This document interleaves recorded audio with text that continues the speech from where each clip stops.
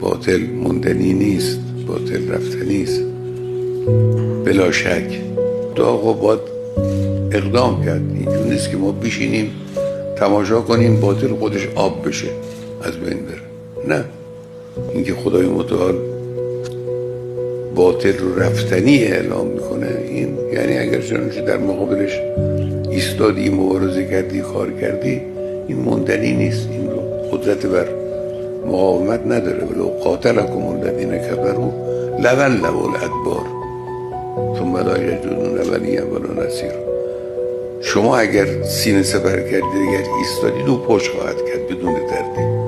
اما اگر نه، شما یا نشستید یا فرار کردید یا او رو به کارهاش تحسین کردید، نه، او از بین نمیره، روز بیشتر هم پرروتر خواهد شد.